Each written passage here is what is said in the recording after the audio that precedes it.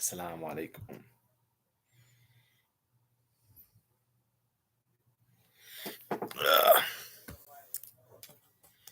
Inshallah, today we're going to talk about al-furooq al-lughawiyyah, the differences in certain words of the Qur'an. Specifically, today we're going to talk about al-aalaa and ni'mah, which are both translated as blessings.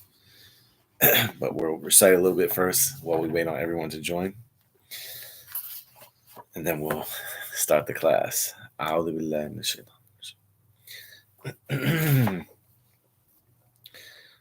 قل كونوا حجارة أو حديدا أو خلقا مما يكبر في صدوركم فسيقولون من يعيدنا قل الذي فطركم أول مرة فسينغضون إليك رؤوسهم ويقولون متاه قل عسى أن يكون قريبا يوم يدعوكم فتستجيبون بحمده وتظنون السلام وعليكم السلام ورحمة الله وبركاته وتظنون إن لبثتم إلا قليلا وقل لعبادي يقولوا التي هي أحسن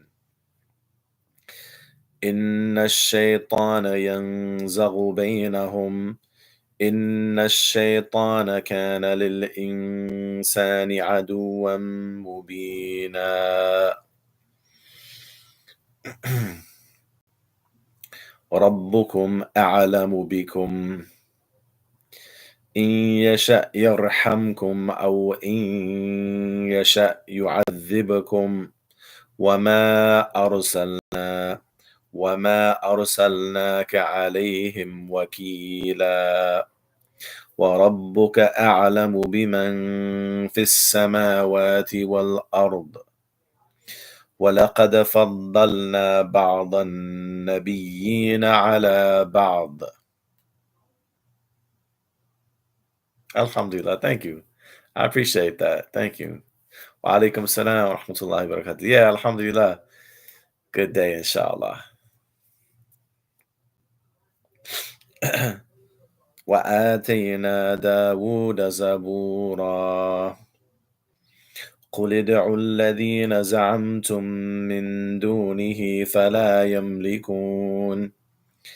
فلا يملكون كشف الضر عنكم ولا تحويلا أولئك الذين يدعون يبتغون إلى ربهم الوسيلة أيهم أقرب وعليكم السلام ورحمة الله وبركاته تعلمت لغة العربية وأنا في السجن وعليكم السلام فلا يملكون كشف الضر عنكم ولا تحويلا أولئك الذين يدعون يبتغون إلى ربهم الوسيلة أيهم أقرب ويرجون رحمته ويخافون عذابه إن عذاب ربك كان محذورا وإن من قرية إلا نحن مهلكوها قبل يوم القيامة أو معذبوها عذابا شديدا وعليكم السلام كان ذلك في الكتاب مسطورا. Well, alhamdulillah, I think we have the majority of us here, inshallah. We'll go ahead and start our class for the day as soon as I take a sip of coffee, that is.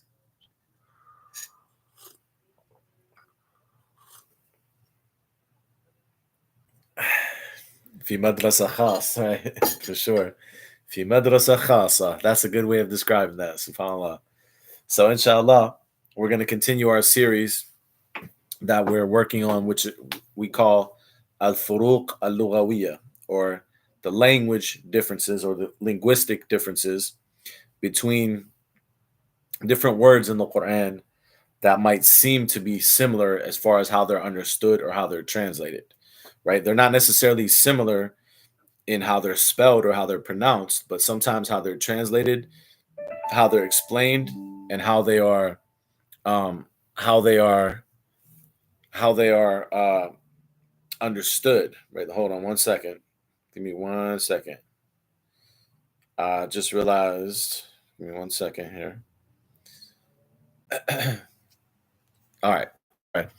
Realize I didn't put my phone on do not disturb, so I don't want the notifications to keep coming on. Yeah, they're translated similar. Right, that's a good way of putting that. They're translated similar, but they look different. But even in Arabic, sometimes, even those of us that speak Arabic, sometimes we understand them in a very similar way. So that's why, Alhamdulillah, it's nice to meet you, Veronica. Alhamdulillah. Uh, so that's why we want to study this, right? Because there are differences between the words, like we talked about yesterday. The word al and ahl. We talked about those two words. A lot of times, both of those words are translated as family, right? But actually, as we saw yesterday, if you look at the usage in the Quran, they're actually both very different words, right? Yeah, so even when it comes to Arabic speakers, sometimes we kind of just mix the words together, right? Alhamdulillah. So today we're going to talk about two words that are often thought about or translated or understood to mean blessings. And those are the words ni'mah and the words aalaa. So the words aalaa, salam, and the words wa alaikum salam, ni'mah, both are often translated and thought about as meaning blessings. Okay. So what we want to do, inshallah, we want to look at the difference between them from the Quran. Yeah, I will. I'll write it for you, inshallah. So you have the word here, ni'mah, and roughly aalaa. That's roughly how we would write it with English letters.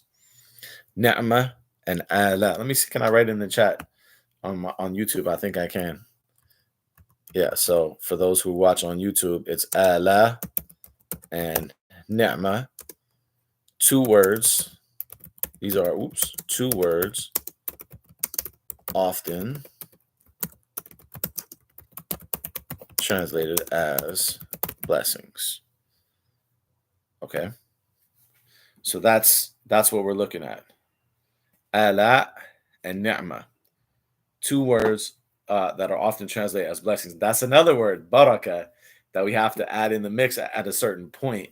But the reason we're not adding that in the mix today is because I didn't think about it. you thought I was gonna have a deep reason, right? I just didn't think about it. So that's a good point. But a lot of times when we talk about the blessings of Allah upon us, right? A lot of times when we talk about the blessings of Allah upon us, a lot of times the word ni'mah or aalaa are used, right? So those are kind of the common words when we think about the blessings of Allah that we have in our life. But when we think about barakah, usually that's referenced in terms of Allah blessing us in some way, like blessing an activity that we're doing or something like that. But you're absolutely right. That is another word that we should add, and I think we should study that in particular separately. And inshallah, we will add that. So for today, we're going to look mainly at those two words, aalaa and ni'mah. So first, let's start with aalaa. I want to start with that.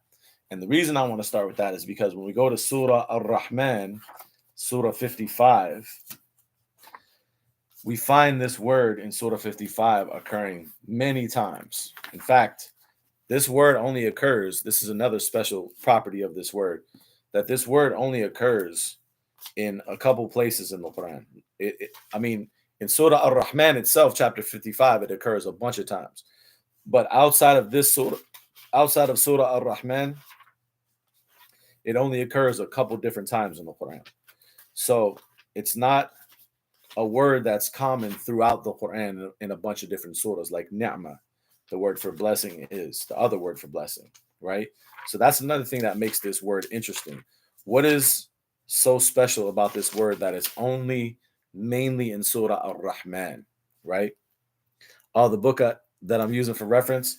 Um, so there's a couple books. So this book I'm using right here, I've talked about this before, is a concordance of the Quran, which is basically a book that puts all of the verses of the Quran according to the words, right? So it organizes all of the verses according to the words in alphabetical order.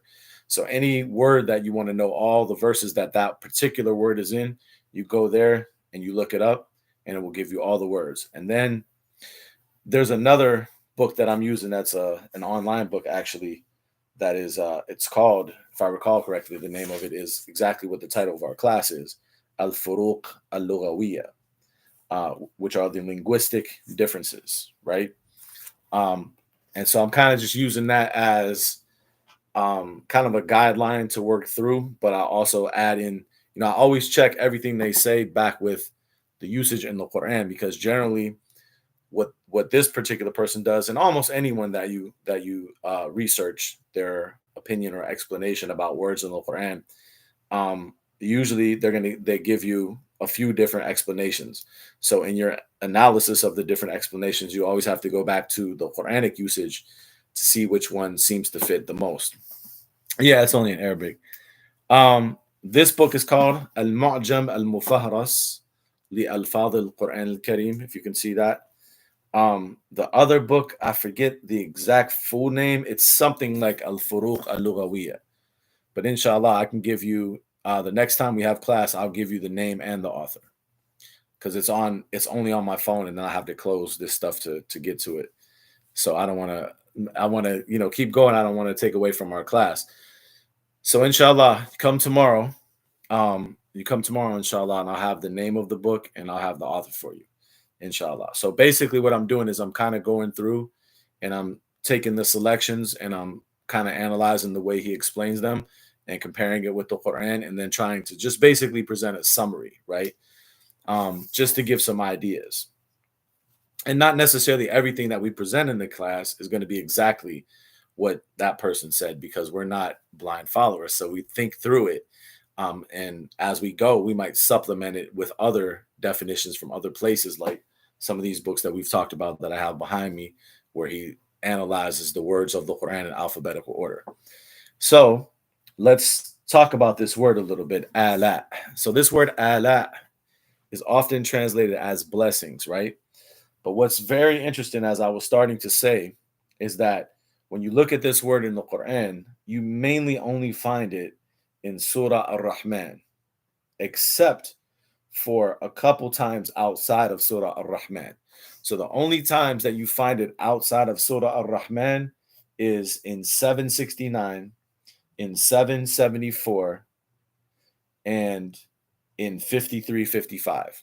So outside of Surah Ar-Rahman, those are the only 3 times you find this word aalaa used, which is translated as blessings. But the word ni'mah, right, that's also translated as blessings, you find that all throughout the Quran in many different forms.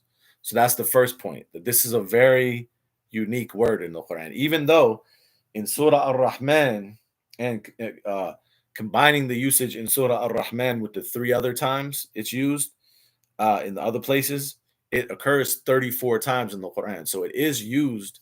It is used, if you just look at the number of times, it is used a lot of times, right? But it's unique in the sense that most of them are clustered in one place, which is Surah Ar-Rahman. So like 31 of those times are in Surah Ar-Rahman. And it's repetitive throughout the surah. And it's in the form of asking a question where it says, فَبِأَيِّ آلَاءِ رَبِّكُمَا تُكَذِّبَانِ. So which of the aalaa of your Lord will you two deny? So it's very unique, and that phrase is repeated over and over and over again throughout Surah Ar-Rahman. Why? Like, what is the meaning of that? Does it just mean blessing? So first of all, let's look at a couple points. So number one, aalaa is a plural word. It's a plural word. If we want to translate it as blessings. So for right now, we'll accept that translation. We'll accept the translation of blessings just for communication purposes. So we if we look at this word aalaa, blessings, it's a plural word, right? So then what's the singular of the word? What's the singular? So if you look at some of the Arabic discussion behind this word, you find a couple different, or at least three different opinions about what is the singular of the word aalaa, and I'll write them on each because I got the chat on here and the chat on YouTube. So I'll write the singulars here first. So some of the opinions that are given about the singular is what I'm going to write on the screen. I'll write them and then I'll pronounce them. And oops. And then I'll write them on YouTube also. Okay, so if you can pin that comment, Hannah. So it's either alwun il. Oh, I messed up on the second one. Sorry. I added a scratch that comment. I messed up. I wrote a W in there. So it's either alwun, ilyun, or ulyun. Okay? It's either one of those.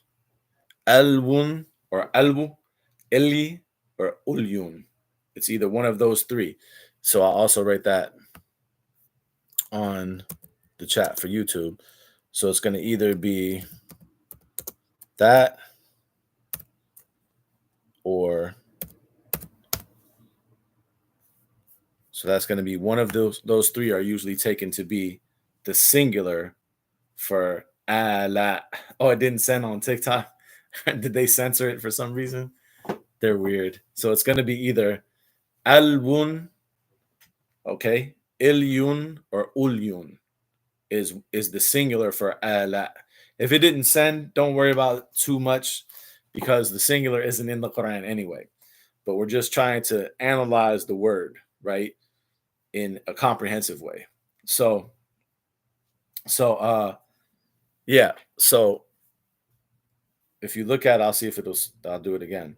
So it's either going to be alwun or al if you leave the last vowel off, or it's going to be ilyun or ili. It's hard to pronounce without the vowel. Or it's going to be ulyun or uli. These are going to be the singulars for the word aalaa. But again, it's not something to worry too much about because the singular isn't in the Quran. It's always in the plural, aalaa, right? But I just want to share that with you also, just because when you look at this word, that's something that a lot of times people aren't aware of, like what is actually the singular of aalaa, right? So there's a few different possible singular forms of it according to scholars of Arabic, right? But generally in the Quran, we're going to find it in the plural, aalaa. Okay, so that's the first point. Now, what is the etymology of this word in Arabic? Because as always, whenever we study words in Arabic, we always want to go back to the etymology of them, right? We always want to go back to the root meaning of them. And most words in Arabic, we've talked about this before, can go back to a three-letter root word, right? So that's why when we look at the singular, we can start to see some of what might be the three-letter root word, even though there's different opinions even about that. So that's why this is a really interesting discussion, because there's different opinions about the singular, there's different opinions about the root word. So it's a really interesting discussion to analyze this word aalaa, right? So when you go to the root word, what is the root word of aalaa? Like, where does that come from in Arabic, and what's the Arabic meaning of it? And we know, like we've talked about before, that the majority of Arabic words can go back to a three-letter root word. So in that case, what would be the three-letter root word for aalaa? What would be the three-letter root word? What would be the root meaning? What's the asl, right? What's the root fundamental meaning of aalaa? So there's a couple different opinions at least, and there might be more. So, and these opinions are going to play into what we think of as our understanding of what this word means and how it's different from ni'mah. Okay, so let me give you a couple here. So one opinion about where this word comes from in Arabic is that it comes from wala. And wala literally means to be close.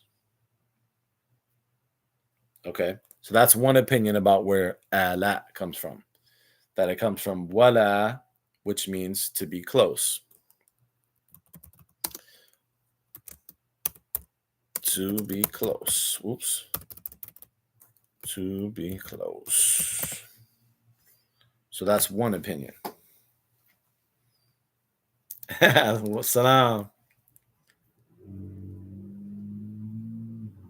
Yeah, inshallah to be posted. Alhamdulillah.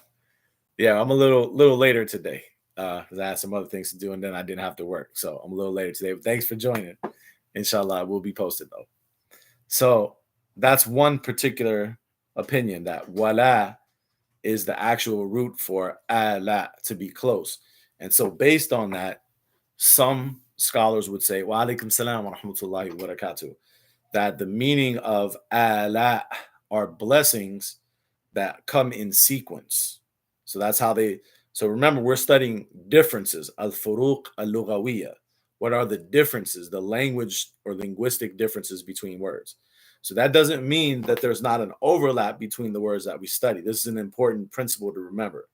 There could be an overlap in meaning, but we're studying what's the difference. So if two words in the Qur'an have a similar part of their meanings that they overlap, but what's the particular differences for each of them? So if aalaa and ni'mah both mean or could be thought of as types of blessings, if that's correct, right? How are they different? And so in this way, from what I just explained, is one explanation of how they might be different. Is that wala, and yes, it's the same as al-wala and bara. It's the same word, or the word wali. Wali. The meaning of that in Arabic is closeness. So what some scholars would say then is that aalaa means blessings that follow closely in sequence. They're blessings that come one right after the other, in other words. Okay, that's just one opinion. Now, another opinion is that the root of this word is, and I'll write this also. So another opinion is that the root is aliyah, aliyah, which means aduma. So this means aduma, which means to become or to be great. Okay, so that's another opinion, that it comes from aliyah, which means aduma, which means to become great. So let me write it in the chat over here also. Aliyah, this is another opinion, which means aduma, which means to be great. So that's another opinion. Okay. So aliyah, like if you say aliyah shay, that's something, aliyah, it means aduma shay, that thing became big. Okay. So according to this understanding, what aalaa refers to are not just any blessings, but they refer to blessings that are great, that are established, and that don't change because they're great. So they don't, they're established and they're great. They're not something that changes. They're not something that ever changes. These are blessings that are always permanent, and they display the power of Allah. So in this explanation, and personally, this is the explanation that I prefer more because of the Arabic meaning, wa alaikum salam, and because when we go to the verses in the Quran where aalaa is used, I believe it fits those verses better to think about aalaa as an expression of the power of Allah. So even if we think about it as blessings, but it's not just any blessings, it's blessings that are great and are established and are an expression of the power of Allah. So if we go to Surah 55, right? Look at some of the examples in Surah 55 and Surah Ar-Rahman.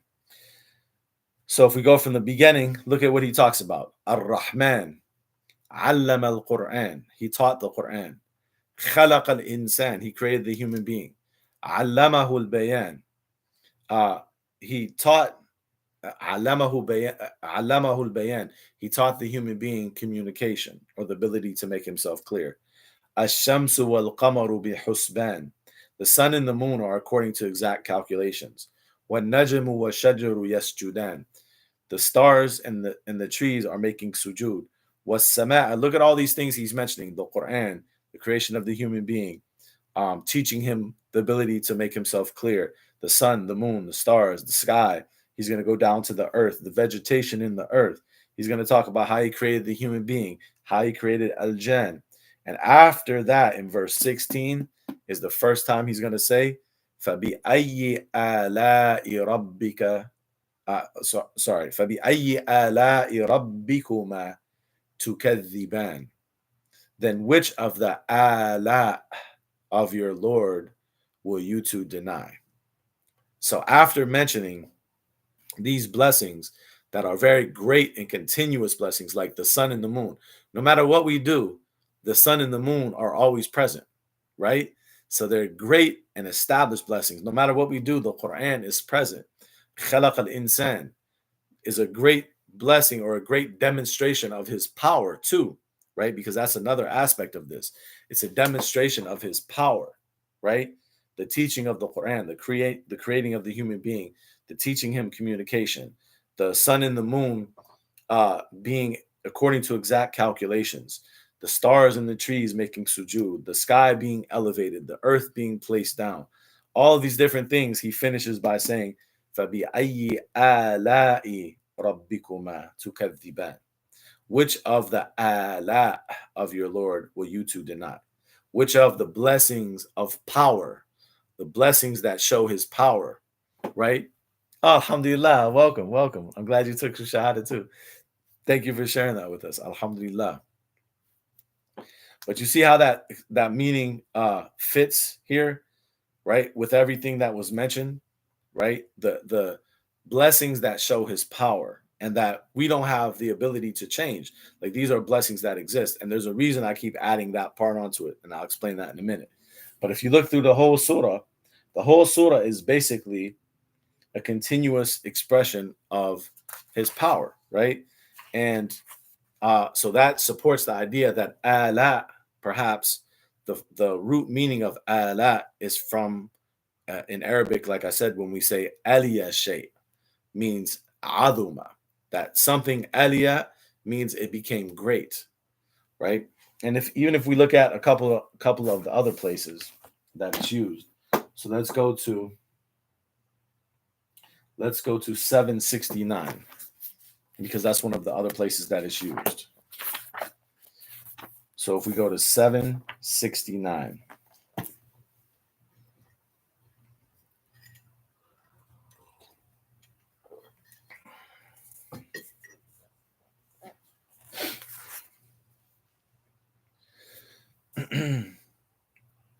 Okay, so in 769, he's referencing the people of Hud.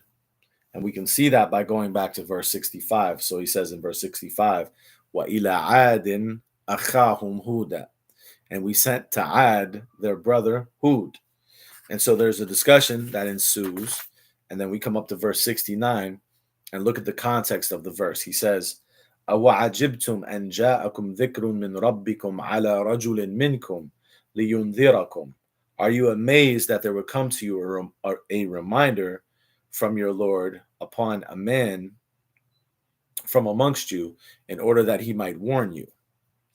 وَاذْكُرُوا إِذْ جَعَلَكُمْ خُلَفَاءَ مِنْ بَعْدِ قَوْمِ نُوحٍ وَعَلَيْكُمْ السَّلَامُ. And remember when he made you successors after the people of Noah. Listen to this part. وَزَادَكُمْ فِي الْخَلْقِ بَسْطًا. And he increased you in khalq, in your physical creation, bastatan. He expanded you in your physical creation, right? So he's talking about like power and ability. He expanded you in your khalq, in your physical creation. Listen to the rest now. فَاذْكُرُوا aalaa Allahi la'allakum tuflihun. He says, so remember, if we translate it into English, they're probably going to say, remember the blessings of Allah so that you might be successful. But the word is aalaa, right? Not just ni'mah, aalaa. So why is that word specifically used here? Because of the context, and Allah knows best, is speaking about increasing them. Zadakum fil khalqi basta. He increased you, he expanded you in your physical creation. Yeah, I like that. That's good. Yeah. An-ni'amul azima, right? The great blessings, right? That give you power and ability to accomplish certain things. And that's why after talking about how he expanded them in their physical creation, al-khalq, he said, fadhkuru ala Allah. Wa alaikum salam. He said, remember the ala of Allah. Not just any blessings, but the blessings of power, the blessings that demonstrate the power of Allah. So it's very fitting to that context, right? And when you look at ni'mah, so for example, if we go to chapter 8, verse 53. So if we go to 8:53. See, this is another beneficial thing I think that we'll get out of studying this topic, like having a series about this topic, al-furooq al-lughawiyyah, the linguistic differences between words, is that in this way we'll also build up our vocabulary for those people who might not be familiar with some of these words, because we're going to go through basically like pairs of words. So you get more familiar with the language of the Qur'an the more that we do this, if you're not already familiar with some of these words. So when you look at the word ni'mah, right? So first of all, there's a couple differences with ni'mah and aalaa. Yeah, alhamdulillah, still here, still here. So there's a couple differences. So 853 presents one of those differences. So 853 says, ذلك بأن الله لم يكن مغيرا نعمة أنعمها على قوم حتى يغيروا ما بأنفسهم. That ذلك بأن Allah, that is because Allah would not change a ni'mah. Now he uses the word ni'mah, a blessing, but the word ni'mah that he an'amaha ala qawmin, a blessing that he bestowed upon a people, hatta yughayyiru ma bi anfusihim, until they change ma bi anfusihim, what is connected to themselves. A lot of times people, when they explain this verse or translate it, they say until they change what is in themselves. But if you listen to the language very carefully, it says hatta yughayyiru ma bi anfusihim, until they change. Yes, it is a beautiful verse. Wa alaikum salam. Until they change ma bi anfusihim. Bi. So the preposition bi doesn't strictly mean in. So you could say fi anfusihim, and that means in themselves. But he says hatta yughayyiru ma bi anfusihim, until they change what is bi anfusihim, what is with themselves. The preposition bi actually means with, but if you want to get more specific in Arabic, bi is used for the preposition bi is used for mulasaqa, which means for something to be closely connected to something else, right? So when we start off, for example, reading the Quran, and we say, yeah, that's what I was explaining. What's the difference between fi and bi? So fi indicates being within something, right? But bi indicates being closely connected to something. So when we start off reciting the Quran, for example, we say Bismillah. We don't say, in this case, we don't say Fillah. We say Bismillah or Fismillah. We don't say in the name, Fismillah. We say Bismillah. Why? Because there's a few different explanations to that. But if you think of bi as some scholars explain it, as meaning mulasaqa, it means to be connected, closely connected to. Then Bismillah means closely connected to the name of Allah. Closely connected to the name of Allah, right? That's why some people translate it as with the name of Allah. With the name of Allah, because it's closely connected to the name of Allah. So when we say here, Allah does not change a blessing that He bestowed upon a people, hatta yughayyiru ma bi anfusihim, until they change what is bi anfusihim, what is with or connected to themselves, right? Yeah, by the name of Allah, right? Till they change what is connected to themselves. So it's just not only what's within themselves. That's only one thing. But see the beauty of the usage of this word here, subhanAllah. Because if he would have said, Allah does not change a blessing that He's bestowed upon a people until they change ma fi anfusihim, until they change, wa alaikum salam, until they change what is in themselves, then that would have a very limited meaning because it would just reference what is within you. But by Him saying ma bi anfusihim, what is with themselves, what is connected to themselves, it adds other layers of meaning to it. So it does apply to what's within you because that's something that's connected to you. But not only what's within you, it also applies to what's without you. It applies to your companions. It applies to your environment. It applies to the ideas that you're taking in from around you. Ma bi anfusihim, anything connected to themselves. Alhamdulillah. Thank you. I appreciate that. The ayah number is 853. So you see how beautiful that is? SubhanAllah. So he says, ذَلِكَ بِأَنَّ اللَّهَ لَمْ يَكُ مُغَيِّرًا نِعْمَةً أَنْعَمَهَا عَلَى قَوْمٍ حَتَّى يُغَيِّرُوا مَا بِأَنفُسِهِمْ. That is because Allah does not change a blessing, or was not going to change a blessing. Alhamdulillah. SubhanAllah. Inshallah. I appreciate that. Thank you. Inshallah. He said that is because Allah was not going to change a blessing that He bestowed upon the people until they changed what is bi anfusihim, what is connected to themselves.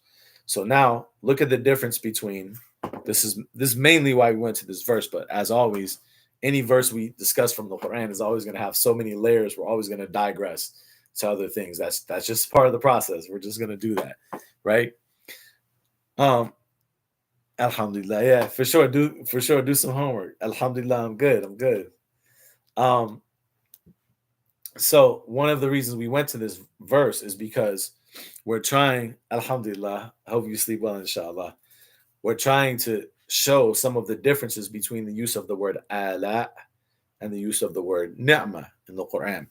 So when we saw the word aalaa, we saw the word aalaa being connected to aspects of the power of Allah, expressing the power of Allah, right?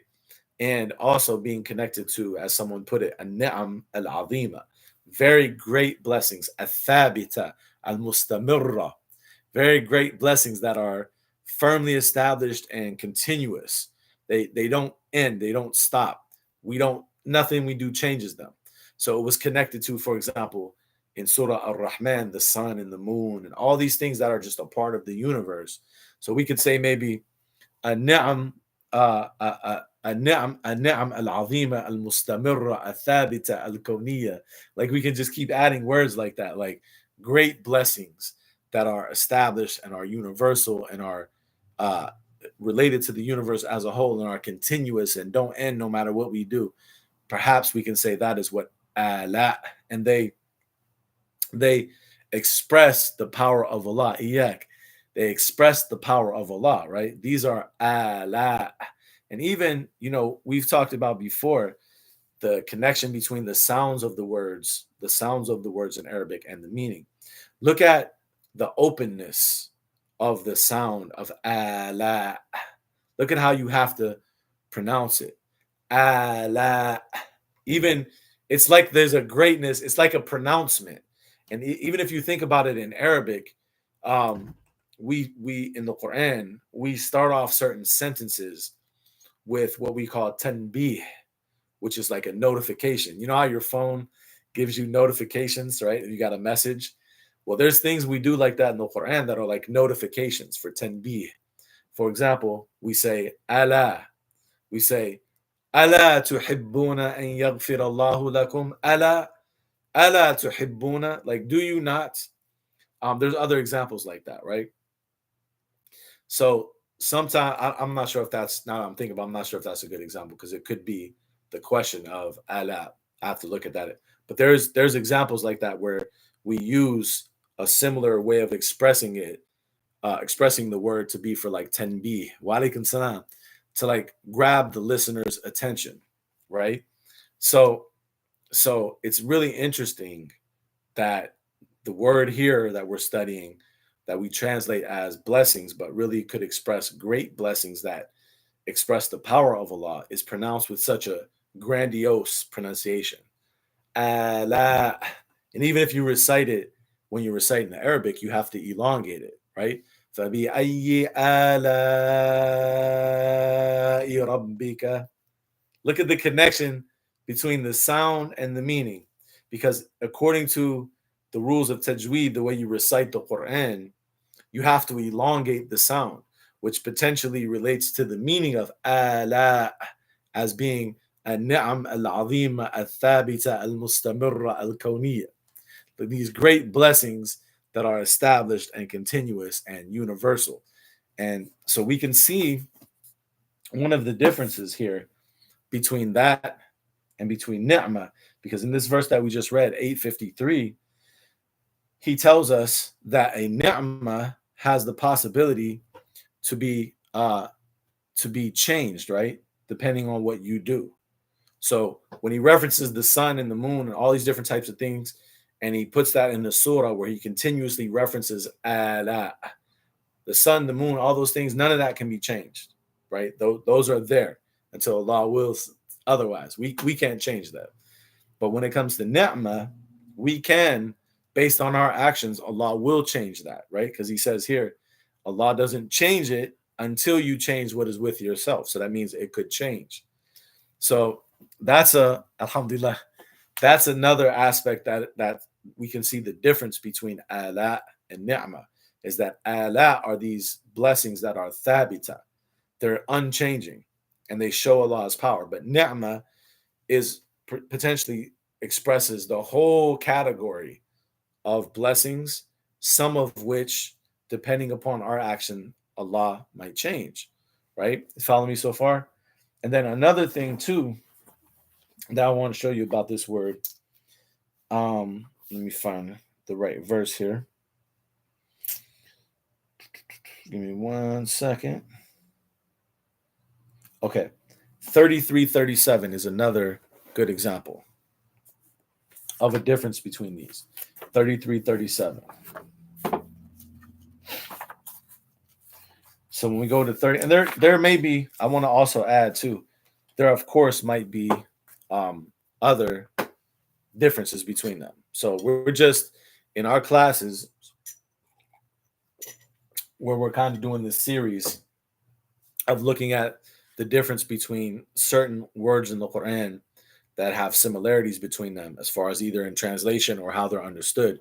We're just kind of skimming the surface of them, so we can do a couple different words each day, because any word in the Quran, if we were to take these two words, I promise you, if we were to take these two words and spend about 4 or 5 days on them, we would probably see so many different dimensions of meaning. So don't think that the little bit that I'm sharing here is the end of it, right? And that's what the differences are. No, I'm just giving a couple ideas to inspire us to think deeper about it and just to show some of the beauty of the words.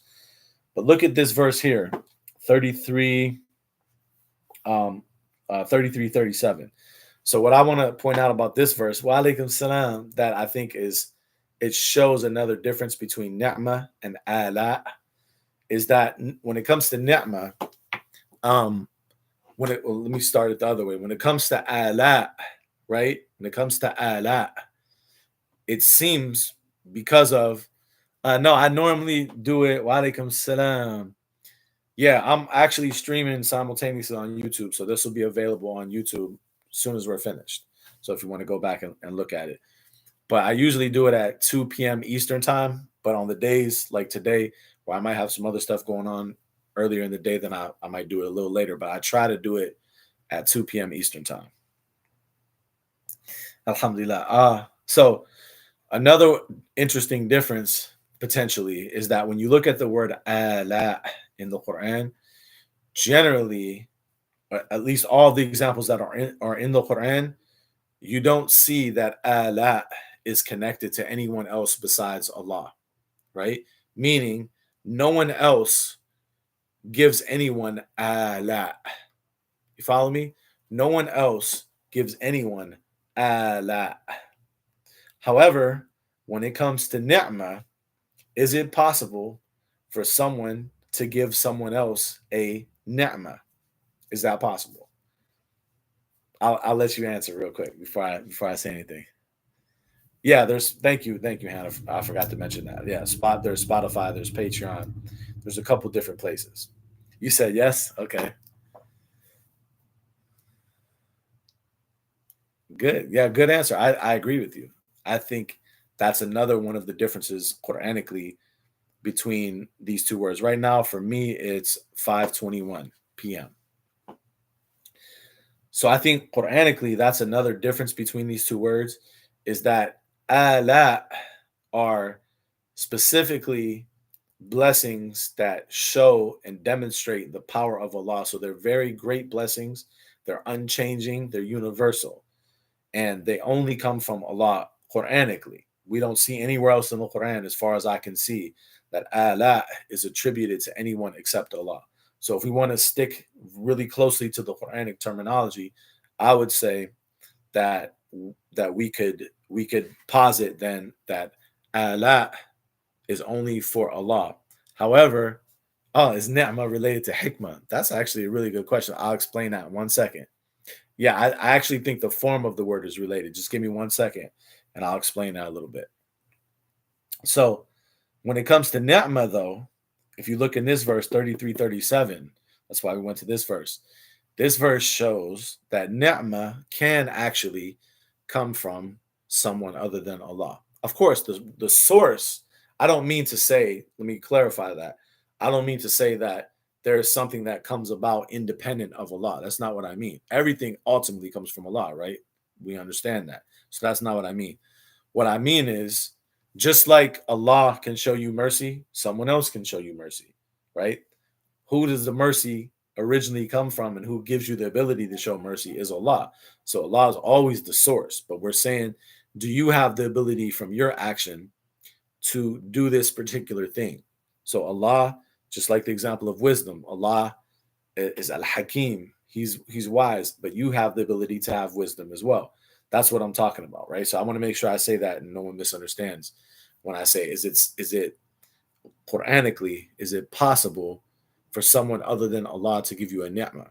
Of course, it all comes from Allah, but is it possible for the idea of this word to be bestowed upon you by someone else? And yes, it is, because if you look at 33-37, he says, وَإِذْ تَقُولُ, and this is addressing actually the Prophet Muhammad. He says, وَإِذْ تَقُولُ لِلَّذِي أَنْعَمَ اللَّهُ عَلَيْهِ وَأَنْعَمْتَ عَلَيْهِ.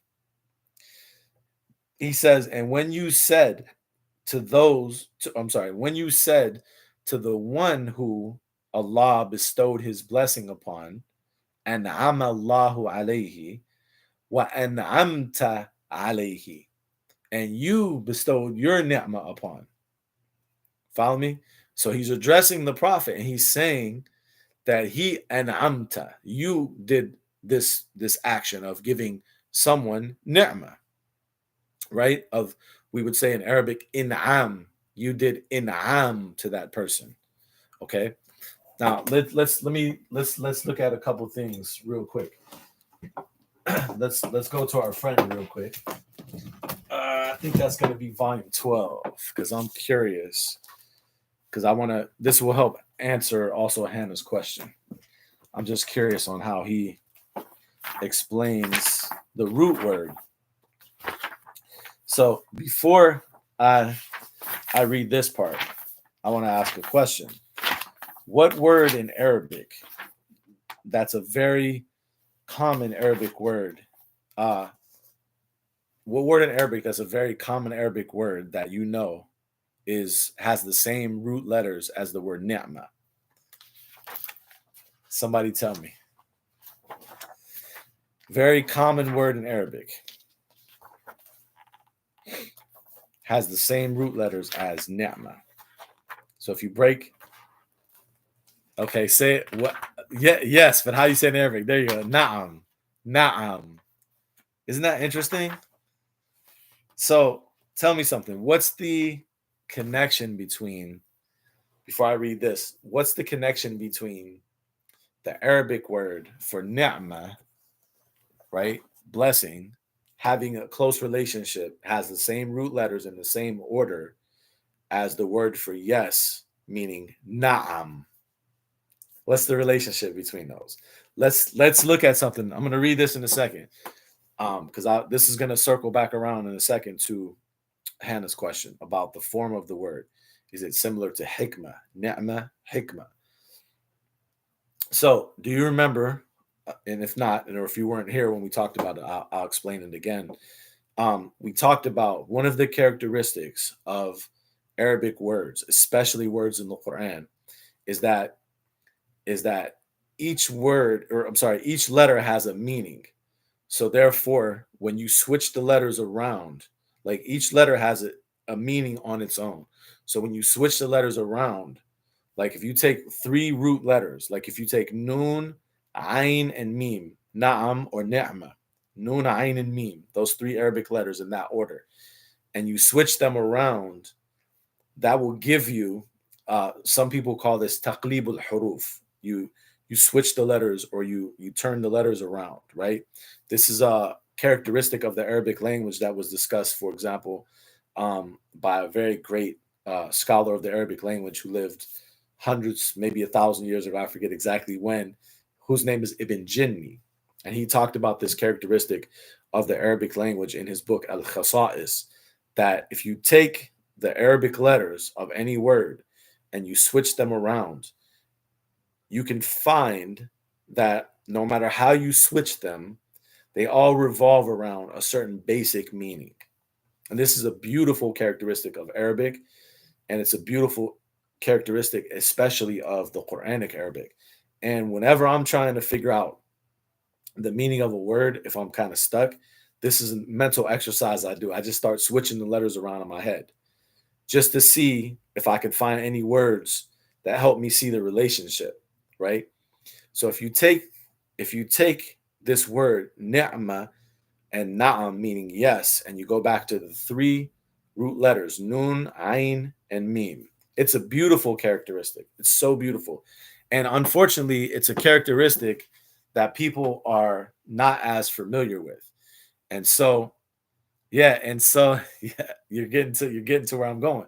And the reason I say that is because this I want to say this characteristic, and just the idea of the relationship between the letters of Arabic words, that you can have two Arabic words and they can have like almost all of the same letters except like one is different. Generally, if you see something like that, you'll see a relationship in the meaning. So that characteristic and the characteristic of turning the letters around in one word, I think these are characteristics that are built from the idea that each letter has an independent meaning, right? They're like numbers. So if you have the number like 531, for example, the 5, the 3, and the 1 all have a meaning, but however you switch them is going to change the value of the number. So 531 or 135 or 351, the 5, and the 1 always have a meaning. It's always 3, it's always 5, it's always 1. But where you put them at as far as the place, because you have the tens place, the hundreds place, the thousands place, where you put them at as far as the place is what changes the meaning. Right? Wa alaikum salam wa rahmatullahi wa barakatuh. So the Arabic letters are very similar to that. That's a way to think about it, right? Is that they independently have a meaning, but where you put them is going to affect the meaning of this group of letters, right? So, and the scholar's name was Ibn Jinni. As far as I know, it's not in English, but I've started working on a series on Patreon of going through that book as well. And I finished one video if you want to check that out. It's a really, really fascinating book. It's actually right here behind me. Oh, that's volume 2 behind me. I have volume 1 somewhere. Oh, it's over here. So this is al-khasa'is. Wa alaikum salam. And he talks about that, like I said in the introduction, when he analyzes the meaning of the words kalam and qawl. And what he does is he takes each one of those words, the word kalam and the word qawl, and he flips them around in like 6 different ways to show you the central meaning. I'm just trying to see if I can catch the beginning of where he starts talking about that. Let me see.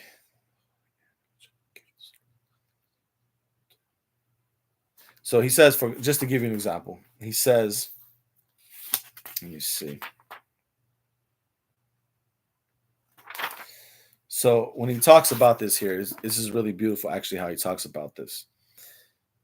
He says, وَلِنُقَدِّمْ. So the title of the chapter here's the title, is هَذَا بَابُ الْقَوْلِ عَلَى الْفَصْلِ بَيْنَ الْكَلَامِ وَالْقَوْلِ. So he's actually talking about a similar thing that we're talking about in this series of classes that we're doing, al-furooq al-lughawiyyah, the differences, the linguistic differences. So he says this is the chapter of the statement about how to separate between, he calls it fasl, we call it al-furooq, basically the same thing. على الفصل بين الكلام والقول. How do you separate between the meanings of the word kalam and the word qawl? Because kalam means speech and qawl means like a statement, right? So then he says, and I'm just reading a little bit at the beginning just to show you, because I want to share this because a lot of people aren't familiar with this. And I actually well, like if you talk about this sometimes for people who aren't familiar with this, they kind of think you're tripping. Like, no, that's not a thing. It is a thing. So he says, وَلِنُقَدِّمْ أَمَامَ الْقَوْلِ عَلَى فَرْقِ بَيْنِهِمَا طَرَفًا مِنْ ذِكْرِ أَحْوَالِ تَصَارِيفِهِمَا. Right? He says, let us present, before we talk about what is the difference between them, part of the ahwal tasarifihima, like the different situations that occur when we do tasarif, when we switch them, right? واشتقاقهما, and their derivation, مع تقلب حروفهما, along with the taqallub of their letters, right? So ahwali tasarifihima, he probably means their conjugation, because sarf is like when you conjugate words. I'm guessing that's what he means. واشتقاقهما, and their etymology, مع تقلب حروفهما, along with taqallub, the turning around of their letters. He said, فإن هذا موضع, listen to this, فإن هذا موضع يتجاوز قدر الاشتقاق. He said, this is a topic that goes beyond ishtiqaq. It goes beyond etymology. Because etymology is what we always do. We go back to the root meaning and we say, this is the root meaning. Hold on. They always make me solve a puzzle to make sure I'm not a bot. They said they're unable to verify. How I got a bot trying to make sure I'm human? Oh my God. Let me take my time. How about that? They're saying that they can't verify that I'm human. There we go. So I'm human now. All right. So he said, this is something that goes beyond the topic of ishtiqaq, goes beyond etymology. وَيَعْلُوهُ إِلَى مَا فَوْقَهُ, and it goes above it. It's elevated above it. So in other words, he's saying etymology, when we go back to the root meanings, is one thing. But when we start to learn how to switch the letters around and see the combination or the commonality in the meaning, this is something that goes above it. And then he says, وَسَتَرَاهُ فَتَجِدُهُ طَرِيقًا غَرِيبًا, and you will see it and you will find it to be a very strange way of analyzing the words. طريقا غريبا ومسلكا من هذه اللغة الشريفة عجيبا. And it's a path in this noble language that is amazing. فأقول, he says, so I say, إن معنى قاف واو لام, that the meaning of qaf, waw, and lam, aina wujidat, wherever they are found, wherever these three letters are found, wa kayfa tasarrafat, and however they are conjugated, min taqaddumi ba'di hurufiha ala ba'd, from putting some of the letters like ahead of others, like switching the letters, wa ta'akhurihi an, or putting them after, so like switching the letters, إنما هو للخفوف والحركة. He says the meaning, the root meaning around these three letters, no matter how you put them, right? Qaf, waw, lam, waw, lam, qaf, etc. No matter how you switch them around, he says they mean al-khufuf wal-haraka. They mean lightness and movement. وجهات تراكيبها الست مستعملة كلها. He says, in all 6 ways that you could switch them around, because if you take those 3 letters, all of the permutations of that, when you switch those 3 letters around, there will be 6 different ways you can put that. He says all of them are in use, meaning in the Arabic language. And he says, lam yuhmal shay'un minha. None of those 6 have been neglected.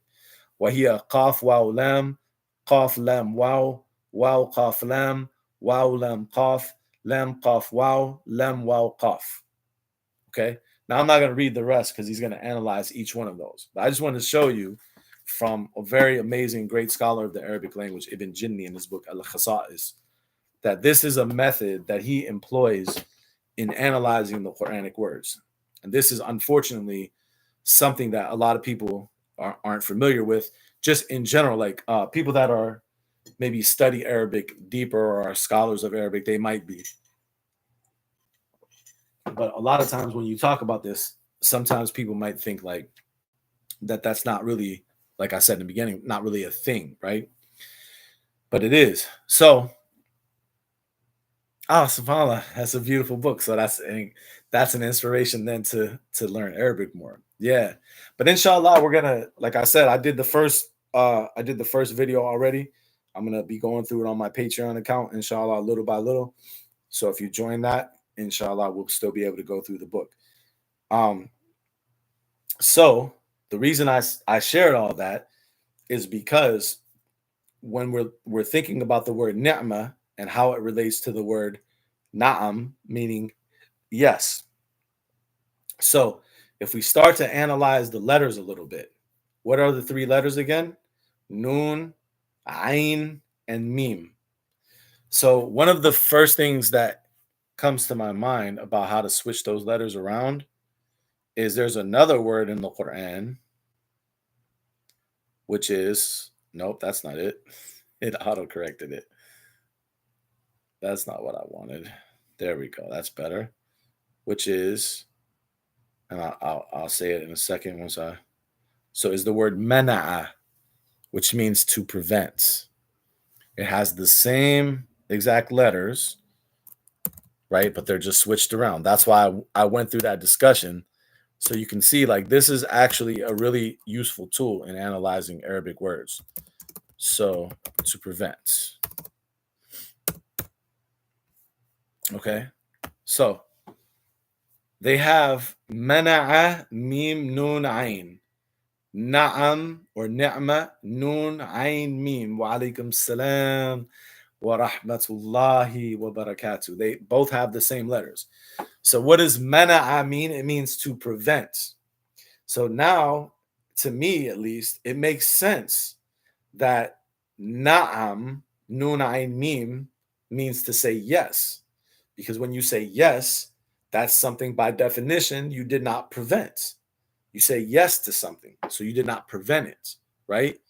So perhaps then one way of thinking about ni'mah, just in a kind of like a spiritual way, without all of like, I know like a lot of times in our classes, like we kind of delve into the more scholarly, like academic approach, which is good.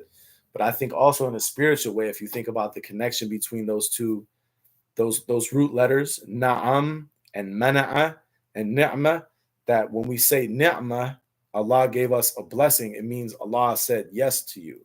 Allah allowed you to have something. He allowed it to come into your life. He brought it into your life. وَإِن تَعُدُّوا نِعْمَةَ اللَّهِ لَا تُحْصُوهَا.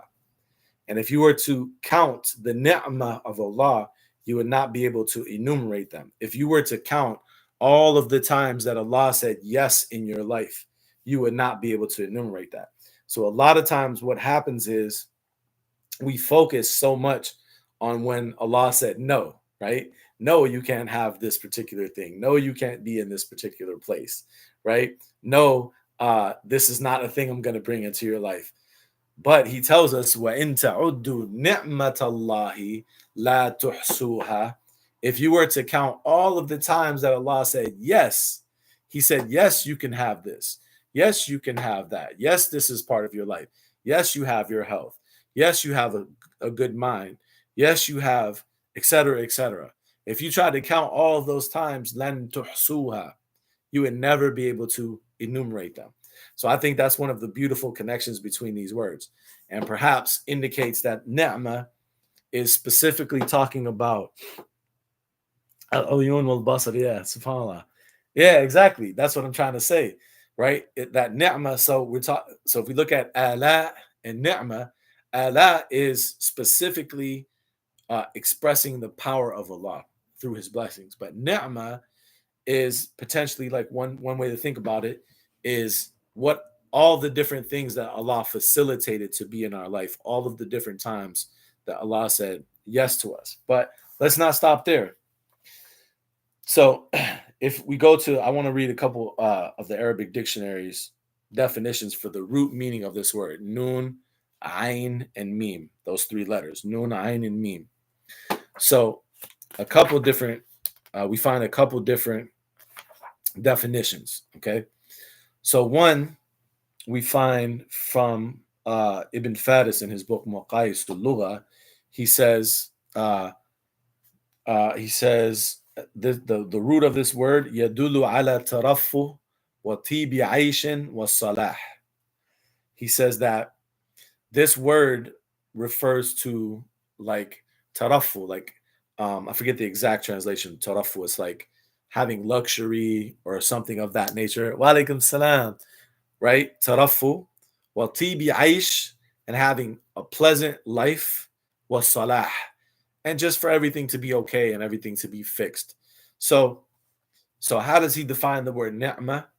He defines it essentially as your life being pleasant, basically, right? You having pleasant, easy, comfortable circumstances. That's ni'mah, right? That's how he defines it. That's the root meaning of it, according to him. Let's see. So another definition from Ar-Raghib al-Asfahani, another great scholar of the Quranic Arabic. He says that a ni'mah, let me see. Okay, he says a ni'mah is al-halatul hasana. He said a ni'mah is al-halatul hasana. It means to have a really good state of being, right? Either your situation is good, or your living situation, or how you feel, or you as a person, just in general. Al-halatul hasana is ni'mah, to have a really good state. And then the author of this book kind of summarizes that by saying, أن الأصل الواحد في المادة, that the root meaning in this entry, in this word, هو طيب عيش وحسن حال. It is a pleasant life and a good situation. Okay, so in other words, ni'mah, like the root meaning of ni'mah, has to do with comfort. That's another way we can say it. We're just talking about the root meaning, right? Because there could also be, right, blessings that ni'mah that Allah gives us that we don't necessarily see as being comfortable, but in actuality, it could be a blessing. But we're just talking right now about the root meaning, because we're differentiating how or we're differentiating between ni'mah and aalaa, those two words for blessings, right? So the root meaning of this is like comfort and to have a good state. And one of the places that I think you can see this meaning, let me find the verse for you. Well, there's a couple different places actually. So let's go to 11, chapter 11, verse 10. I didn't forget about your question, Hannah. I wanted to explain some of the root meaning of the word in order to explain or in order to answer your question better. So chapter 11, verse 10.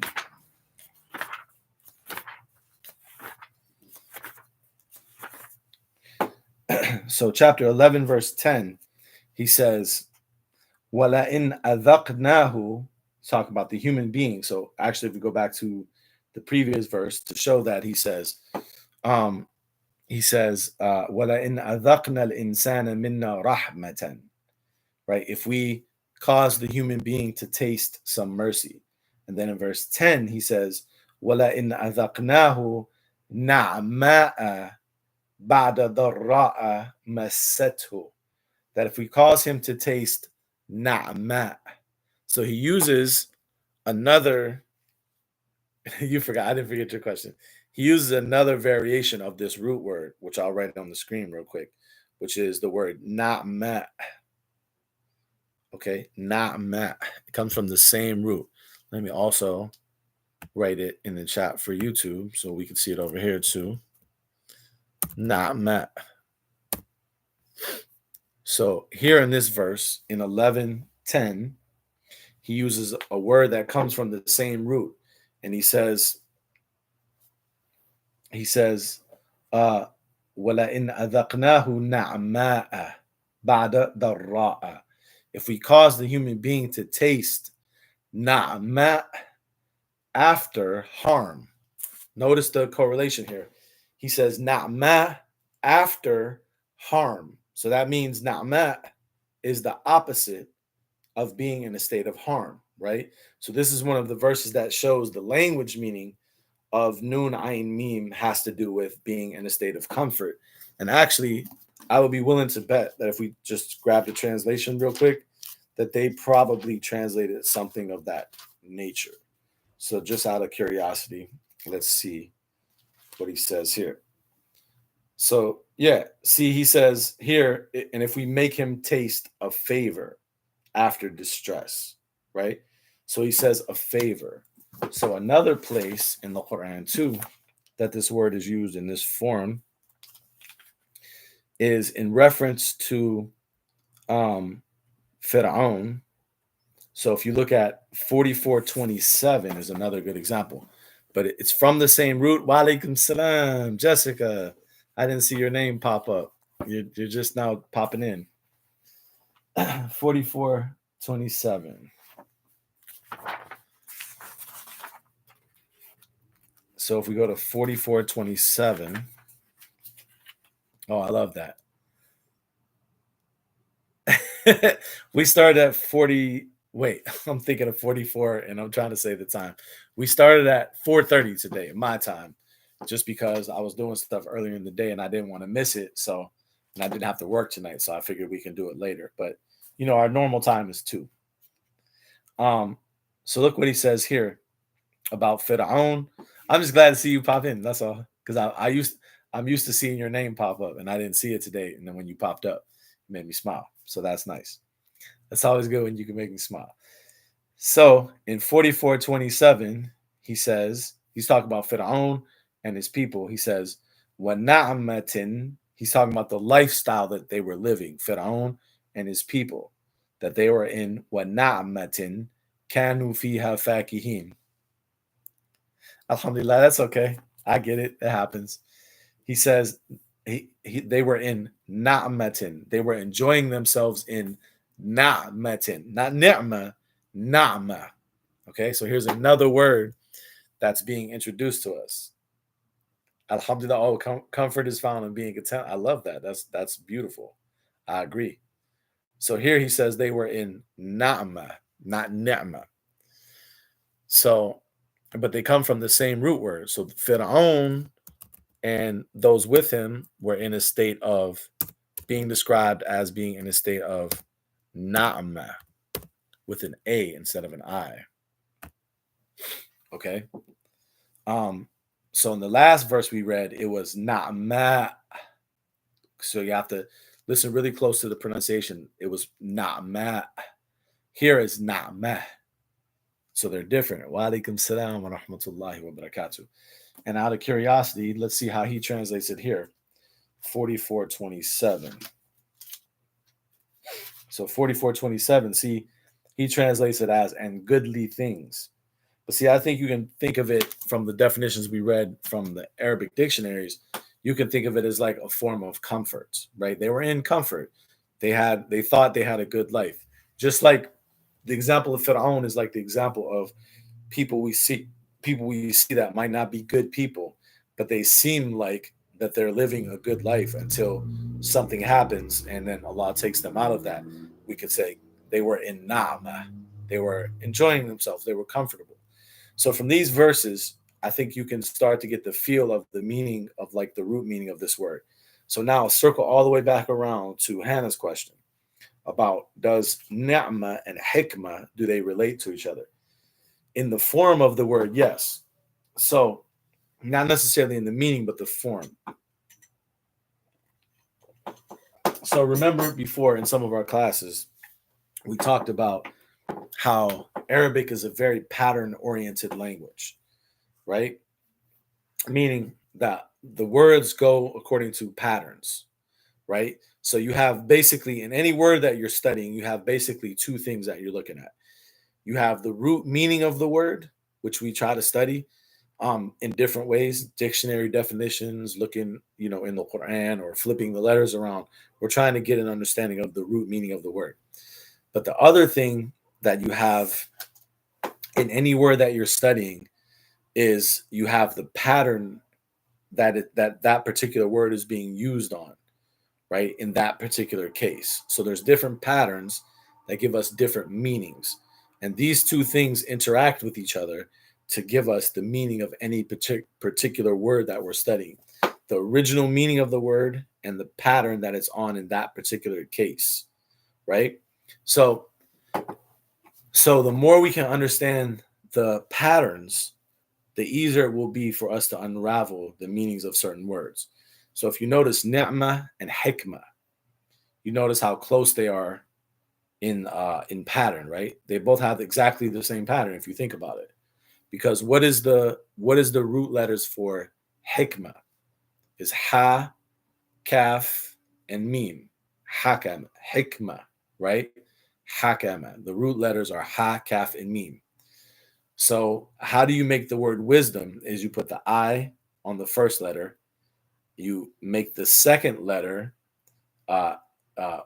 you don't put any vowel on the second letter. You make it sakin, right? Meaning it doesn't have any vowel. And then on the third letter, you put the AH sound. So you say hikmah, the I on the first letter. The second letter, the meme, the M, doesn't have any vowel. I'm sorry, the second letter, the kaf, the K, doesn't have any vowel. And the third letter, the M or the meme, has an AH. Hikmah. Fitna, same principle. Yeah, no, that's right. That's right. Fatana, fitna. It's the same. It's because the three letters are fa, ta, and noon. And so you put an I on the first letter, fit. You make the second letter has no vowel, and then the third letter has the AH. Fitna, hikmah, jilsa. So jilsa, from jalasa, to sit.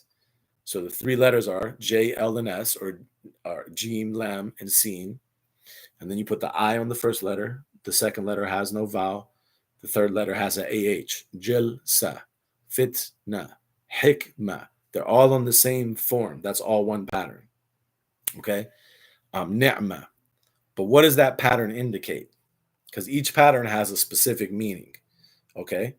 So that pattern indicates the type, like a type of something. So for example, I'll give you an example from the word to sit. So jalasa means to sit, right? Or julus means to sit. So if you want to talk about a specific type of sitting, you say jilsa, and then you connect whatever that type of sitting is. So for example, in the salah, they talk about the sitting of rest, but it's called jilsa al-istiraha. Jilsa al-istiraha, the sitting of rest. It's a type of sitting, right? Jilsa. So that form indicates the type of something, a type of something, right? So perhaps when we say hikmah, for example, we start with the root idea of hakama, which can be translated and thought of in various ways. We talked a little bit about that. Like you have the idea of hukm, which could mean judgment, right? Um, having good judgment, being able to judge correctly in certain situations, right? Being able to make the right judgment. So hikmah, wisdom, perhaps one way to think about that is it's a specific type of judgment that enables you to control and direct the affairs of your life in a wise way. And why do I put all those words with it, control and direct? Because if you look at the root meaning of hakama, where does that come from in Arabic? Al-Raghib al-Asfahani says that the root meaning, salam, of hakama is, I'm trying to remember exactly how he phrased it, but it's something like uh, al-man'u biqasd al-islah, something like that. That might not be his exact wording, but he used those two words to explain it. Al-man'u, that hakama means to prevent, but for the purpose of islah, for the purpose of correction and fixing something. Wa alaikum salam. Yeah, I love quantum physics, actually. I've thought about quantum physics a lot, right? So he said the root meaning of hakama is to prevent for the purpose of fixing and correcting. And where this meaning, salam, comes from is in Arabic, when you bridle an animal like a horse, you put a bridle on it to control it and to train it. In Arabic, we call that hakama, hakamatu dabba, the hakama of an animal, the bridle of an animal. So it's something that helps to control the movements of the animal. So perhaps hikmah from hakama is a particular form of judgment, a specific type of judgment that enables you to have control and to direct the circumstances of your life in a wise way. Allah knows best. That's from putting all that together, that's how I would think about it. So in the same way, ni'mah, if we look at the root meaning of na'ama as having to do with something that's been given and not prevented, and also aspects of comfort, then ni'mah on that pattern is, oh, alhamdulillah, thank you. I appreciate that. Thank you. Is a particular type and form of comfort, right? And like Layers mentioned, contentment is what brings about comfort. So that's why I think is another beautiful thing about the word ni'mah that we saw when we saw how Allah said He would he doesn't change the ni'mah that He gives of people until they change what is with themselves. So to some degree, ni'mah can be perhaps subjective too, meaning it depends on the person. So if you see something as a ni'mah, then it can be. But if you change what's with yourself, then that thing will also change, right? Um, so Allah knows best. That's what I think. That's how I think those two words relate. Hopefully that answered your question, Hannah. Did that make sense?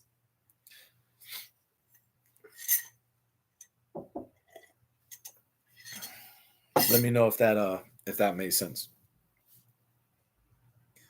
Okay, alhamdulillah. So yeah, I think that's the extent of what I really wanted to share about the differences between those two words, ni'mah and aalaa. Like I said in the beginning, that doesn't mean that's all of the differences. That's just some discussion just to get us thinking and just to start thinking about it and start reflecting on it. Ideally, what we want to do or what we want to attempt to do from our classes is we want to attempt to inspire each other to think further. Um, bi kalimatul an'am. Yeah, I think that it does actually. So okay, so on the YouTube chat, someone asked, does the word ni'ma and the root word have a connection with the word an'am, which is loosely translated as livestock? And I think that it does have a connection, because first of all, it's the same root word, and secondly, if you look at how Allah describes an'am in the Quran, he describes it in a very special way that seems like very different from how he describes other things.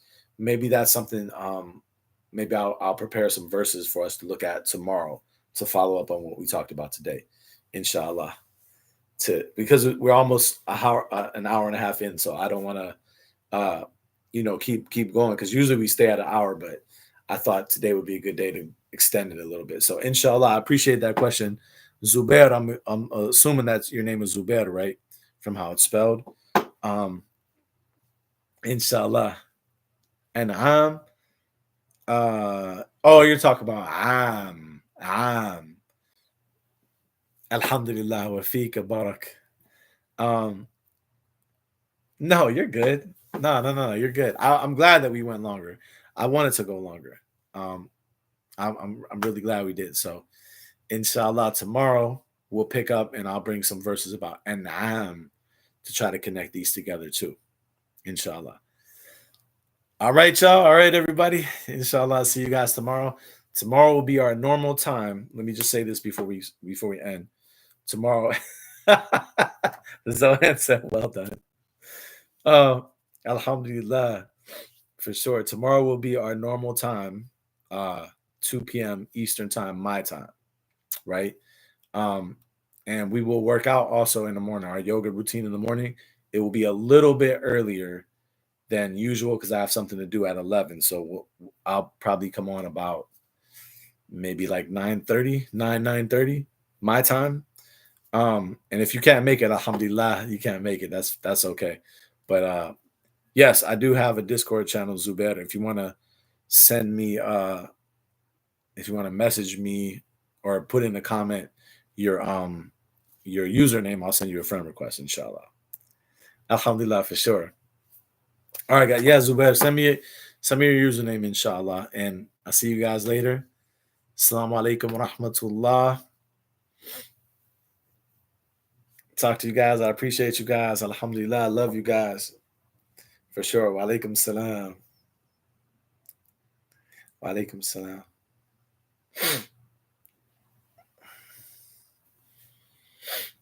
Alhamdulillah. Okay, thank you. Inshallah, I will definitely I'll definitely send you a user request. That's _0 or _O. Is that an O or a 0? Or I can try both. Either way, but if you want to tell me real quick.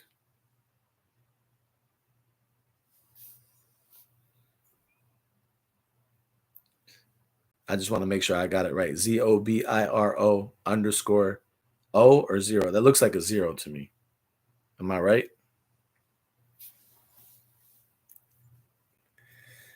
Hopefully you didn't get off before I had a chance to ask you. Okay, alhamdulillah. All right, good.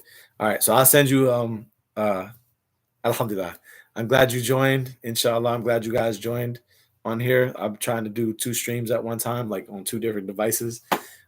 So this will be saved on my YouTube channel. We can go back and watch it. Alhamdulillah, I'm really glad you guys joined. Thank you.